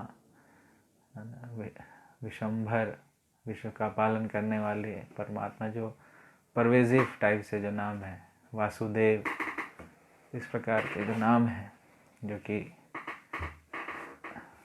थोड़ा सा ऐश्वर्य भाव है जिसमें, वो है गौण नाम। और जो ब्रज के जो नाम है उसको कहते हैं मुख्य नाम। ओके प्रभु जी, सावधान की परिभाषा। सावधान की परिभाषा है श्रद्धावान। श्रद्धावान की परिभाषा, श्रद्धावान की परिभाषा यह है कि भगवान के शब्दों पर, गुरु के शब्दों पर अक्षरशः विश्वास करना, डाउट नहीं करना। अगर कोई संशय आता है तो उसको क्लैरिफाई करना, उसको मन ही मन नहीं रखना, पता नहीं बोल तो रहे हैं कि नहीं है, कृष्ण बोल तो रहे पता नहीं है कि नहीं, कह तो रहे ज्ञान की तलवार से काट दो, इन कटेगा नहीं तो फिर क्या होगा बताओ, इनको तो बोलने की ज़रूरत है, बस बोल दिया उन्होंने। तो ऐसे जब हम भावना रखते हैं, पूर्ण रूप से विश्वास नहीं रखते हैं भगवान के शब्दों को, तो उसको कहता है श्रद्धा। श्रद्धा का मतलब है कि भगवान बिल्कुल, भगवान के शब्द बिल्कुल सत्य हैं, इसमें किसी प्रकार का संशय नहीं है।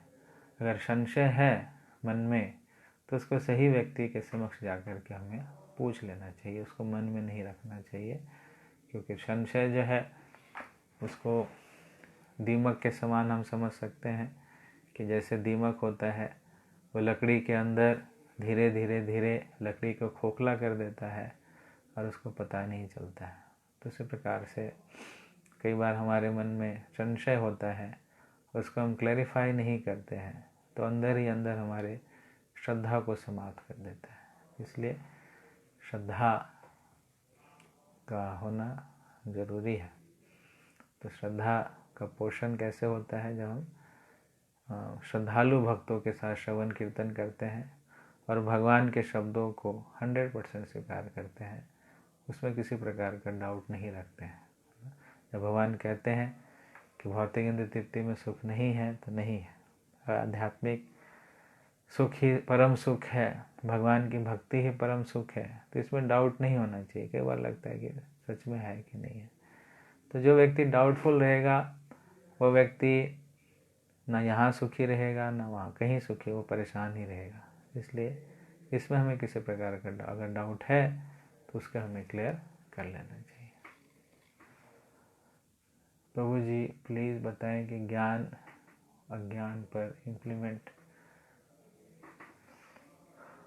ज्ञान आ जाने पर इम्प्लीमेंट करने में मुश्किल होती है तो कैसे समझें? मुश्किल होती है तो उसको हम पूछें कि क्या मुश्किलें होती हैं, जिस पे आपका ट्रस्ट है, जिन पे आप गाइडेंस लेते हैं, उनसे पूछिए कि मैं ये कर रहा हूँ, मेरा ये स्ट्रगल आ रहा है, मुझे चैलेंजेस आ रहे हैं, तो मैं आगे कैसे बढ़ूँ। तो ऐसा कोई व्यक्ति अपने जीवन में होना चाहिए जिससे हम मार्गदर्शन लेते रहें। और अपने संघर्षों को बतलाएं, और जो हमें उससे ऊपर उठने का, उस चैलेंजेस से ऊपर उठने का हमें सही रास्ता बतलाएं। तो जब हम इस प्रकार से करते हैं गाइडेंस में रह करके, तब हम प्रैक्टिकली इस ज्ञान को अपने जीवन में उतार सकते हैं। प्रभु जी, हम डेली उत्साह क्यों चाहिए भक्ति में? जैसे हमें रोज़ लेक्चर सुनना पड़ता है अपने आप को इनकरेज करने के लिए। हाँ, सुने, ज़्यादा से ज़्यादा लेक्चर सुने, कोई दिक्कत नहीं है, लेक्चर तो सुनना चाहिए। श्रवण कीर्तन, भगवान ने कान दिए हमें, कान किस लिए दिए हैं? खुले दिए हैं। हम कहीं बोलते हैं कि हम इतना सांस क्यों ले रहे हैं प्रभु जी, हम इतना सांस लेना पड़ता है प्रभु जी, क्या करें? ऐसे तो बोलते हैं कभी। प्रभु जी इतना खाना पड़ता है, भूख लगती रहती है, क्या करें, इतना खाना पड़ता है, ये बोलते हैं। तो श्रवण करने में क्यों बोलते हैं कि प्रभु जी सुनना पड़ता है? नहीं, भगवान ने कान दिए हैं सुनने के लिए। क्या सुनने के लिए? भगवान के विषय में सुनने के लिए। सुनिए, उत्साहित रहिए, भगवान का नाम लेते रहिए। जितना आप सुनते रहेंगे आपका उत्साह बढ़ता रहेगा। आप सुनना बंद कर देंगे, कान को बंद कर देंगे, तो उसका आपका उत्साह समाप्त हो जाएगा। इसलिए श्रवण बहुत आवश्यक है, कान बहुत आवश्यक है। सबसे इम्पोर्टेंट अंग है कान। नाक अगर बंद भी हो जाए तो चलेगा, लेकिन कान नहीं बंद होना चाहिए। कहीं उल्टा हो रहा है आध्यात्मिक जीवन के लिए कान इम्पोर्टेंट है। तो कान में हरि नाम और हरि कथा अगर जाते रहेगा तो आपका उत्साह हमेशा बनता रहेगा। प्रभु जी, भगवान ने धैर्य को खा है।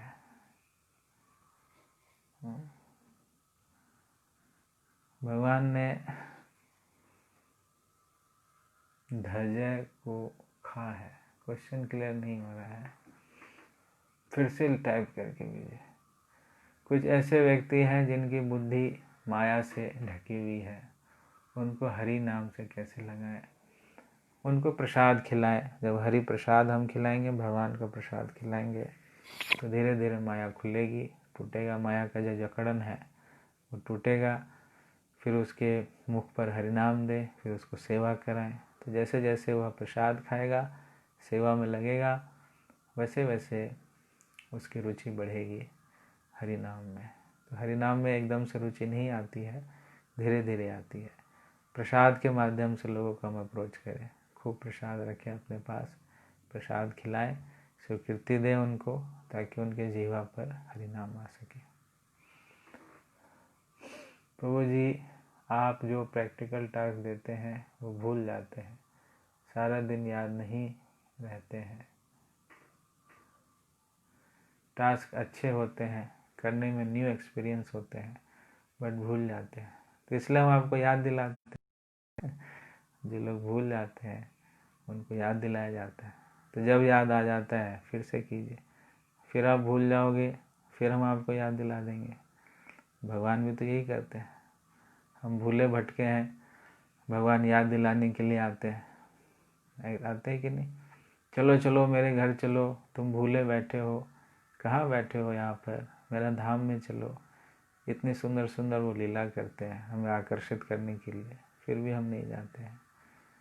तो हमारा स्वभाव है भूलना, और भगवान का स्वभाव है याद दिलाना। तो हम भूलते रहे, भगवान याद दिलाते रहेंगे। लेकिन जिस दिन हमें अच्छे से याद आ जाएगा तो फिर हम कभी नहीं भूलेंगे, फिर हम भगवान के साथ रहने का पूरा मन बना लेंगे। तो इसलिए भूलना याद रखना चलता रहेगा। भगवान कृपा करते रहते हैं, भगवान की कृपा में कोई कमी नहीं रहती है। किसी न किसी माध्यम से, शास्त्रों के माध्यम से, भक्तों के माध्यम से हम जैसे बद्ध जीवों को वो याद दिलाते रहते हैं। तो हमें इसका पूरा लाभ उठाने का प्रयास करना चाहिए।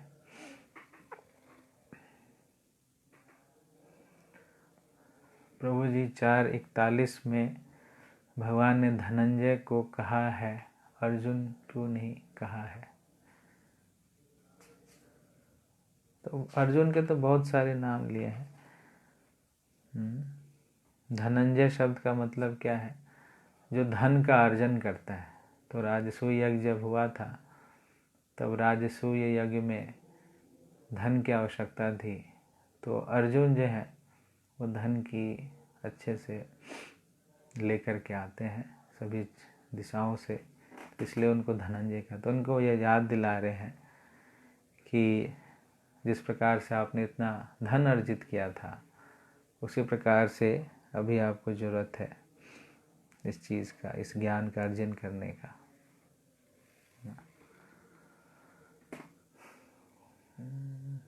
हरे कृष्ण प्रभु जी। घर में रहते हुए बहुत सारी रिस्पॉन्सिबिलिटी होती है, ऐसे में क्या कर्मफलों का त्यागा जा सकता है?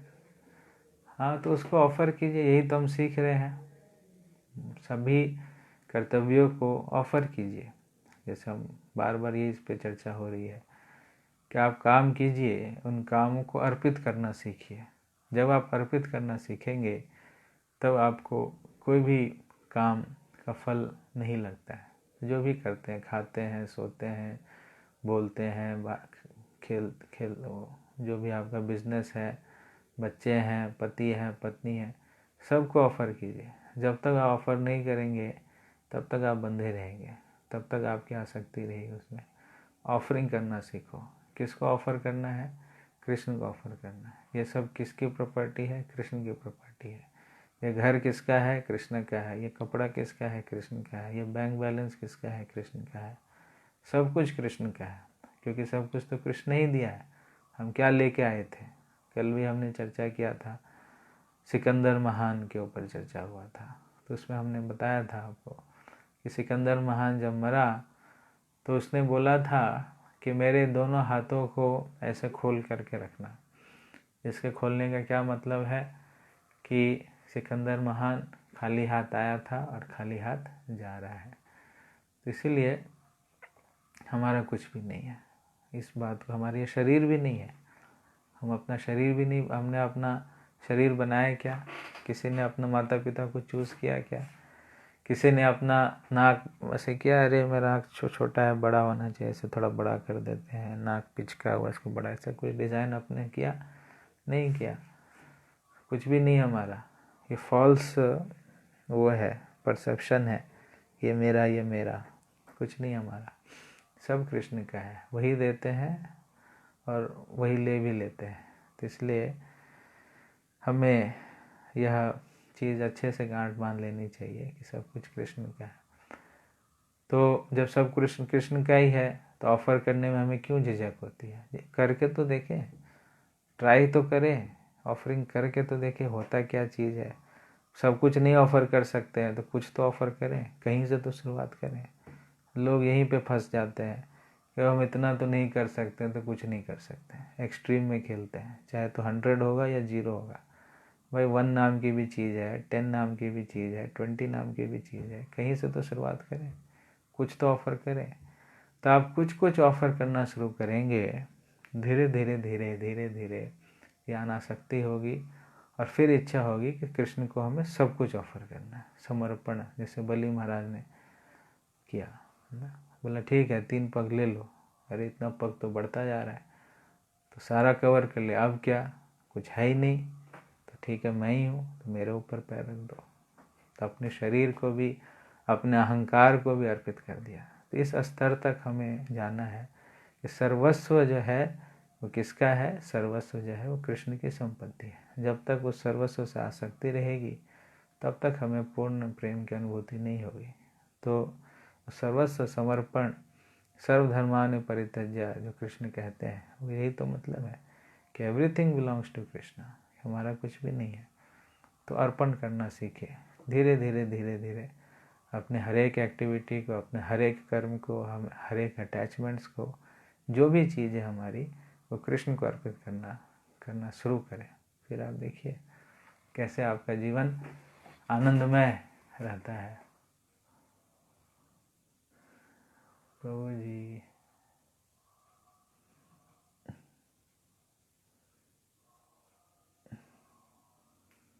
पैंतीस नंबर श्लोक प्रभुपाद जी तात्पर्य में, सेकेंड पैराग्राफ, 4 लाइन में, केवल माया के कारण ही अर्जुन ने सोचा कि, जैसा कि प्रभुपाद जी कहते हैं कि सूर्य है सम माया अंधकार, जहाँ कृष्ण ही माया अधिकार, तो अर्जुन को कैसे माया ने घेर लिया, वो भगवान तो स्वयं थे। तो ये जो है अर्जुन ऐसे कोई माया में नहीं है।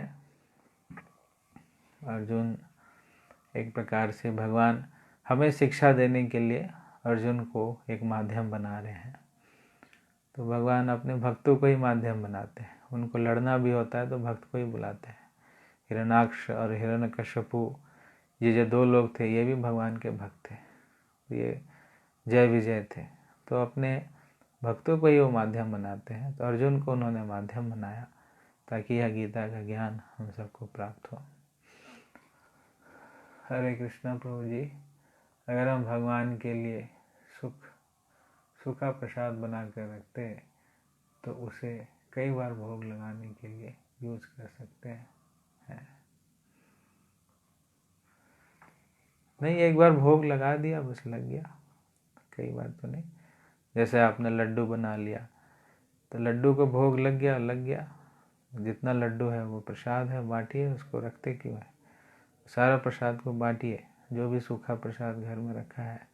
अभी अच्छा मौका है बांटने का। बाहर जाइए, लोगों को अगर कोई मिलता है उसको, गरीब लोग आजकल काफ़ी लोग आते हैं, डेली वेजेस वाले लोग, तो उनको खिलाओ, सूखा प्रसाद दो, प्रसाद खिलाओ। जानवर भी होते हैं, कई कुत्ते हैं, बिल्ली है, पक्षी हैं, खिलाने का अच्छा मौका है। सबको प्रसाद खिलाओ, घर में मत रखिए। हाँ, बांटिए, जितना आप बांटेंगे भगवान उनको आपको और देंगे। परिग्रह करके नहीं रखना है, बांटिए। तो जी भक्ति में हमें पुशअप की ज़रूरत होती है। बिना पुशअप में के भक्ति में आगे नहीं बढ़ पाते हैं, जबकि अन्य कार्य अपने आप हो जाता है। या ऐसे बोल सकते हैं कि भौतिक कार्य स्वतः होते दिखाई पड़ते हैं। प्रभु जी ऐसा क्यों होता है? क्योंकि हमारा जन्मों जन्मों से रिश्ता है भौतिक जीवन से, इसीलिए इस जन्म की बात नहीं है, बद्ध जीव है हम, इसलिए नेचुरल आकर्षण है भौतिकता से। तो उसी आकर्षण को कम करना है और कृष्ण के प्रति आकर्षित होना है। तो हम जिस प्रकार से भौतिक जीवन में लिप्त हो जाते हैं, वैसे ही हमें कृष्ण भक्ति में लिप्त हो जाना है। जितना ज़्यादा आप कृष्ण भक्ति में लिप्त हो जाएंगे, स्वाभाविक रूप से भौतिकता में रुचि समाप्त हो जाएगी। तो शुरू में थोड़ा टाइम लगता है, ये थोड़ा इनिशियली दिक्कत होती है, लेकिन प्रैक्टिस से जितना हम प्रैक्टिस करते चले जाएंगे, अच्छा श्रवण कीर्तन करेंगे, अच्छा कीर्तन श्रवण चर्चा रहेगा, भगवान की सेवा करेंगे, वैष्णवों की सेवा करेंगे, तो धीरे धीरे आप देखेंगे अपने आप कब रुचि बढ़ जाएगी, आपको पता ही नहीं चलेगा। तो ये शक्ति है इसकी।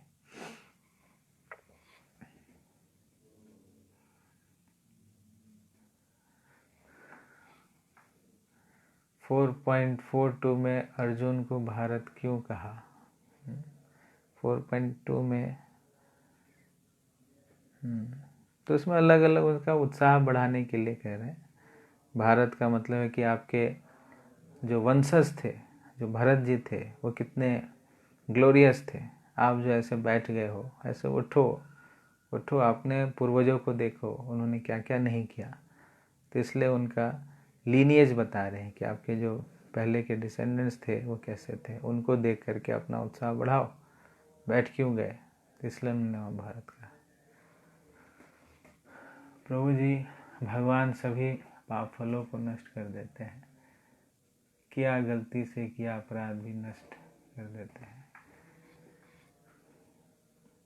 हाँ, पाप को तो नष्ट करते ही हैं, और अपराध अगर वैष्णव अपराध होती है तो वैष्णव अपराध में हमें, वैष्णव जिसके प्रति अपराध हुई है उनको हम सेवा करते हैं, तब जाके वो वैष्णव अपराध माफ़ होता है।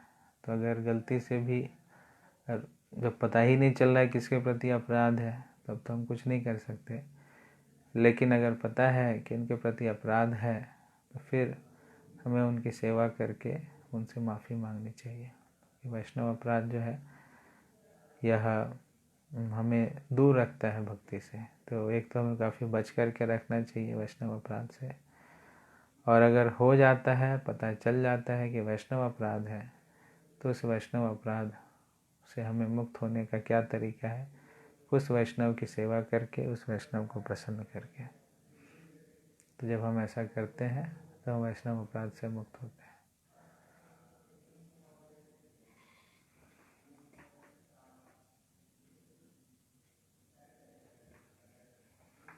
ठीक है, तो अब कोई प्रश्न नहीं है तो आज का क्लास फिर हम यहीं पर विराम देते हैं।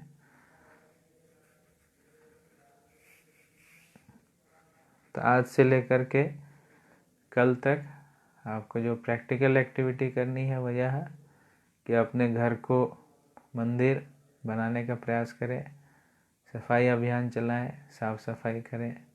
दूसरा, जो भोजन करते हैं, भोजन करते वक्त हरि हरि का उच्चारण करें। जो भी कार्य करते हैं उस कार्यों में हरि हरि या गोविंद गोविंद, गोपाल गोपाल ऐसे नामों को उच्चारण करते हुए अपने कार्यों को करें। और कुछ क्वेश्चंस हैं वो आप लिख सकते हैं कि ज्ञान, कैसा व्यक्ति इस ज्ञान को प्राप्त कर सकता है, इस ज्ञान को कौन से लोग प्राप्त नहीं कर सकते हैं, दिव्य ज्ञान को प्राप्त करने के क्या क्या लाभ हैं, अगर हम दिव्य ज्ञान को प्राप्त करते हैं तो उसके क्या क्या लाभ हैं, इसको लिखें। और सेवा का क्या महत्व है, कि सेवा क्यों ज़रूरी है, सेवा से क्या होता है। और जो श्लोक आपको याद करना है, इसमें श्लोक संख्या 39, श्लोक संख्या 39, इसको आपको याद करना है।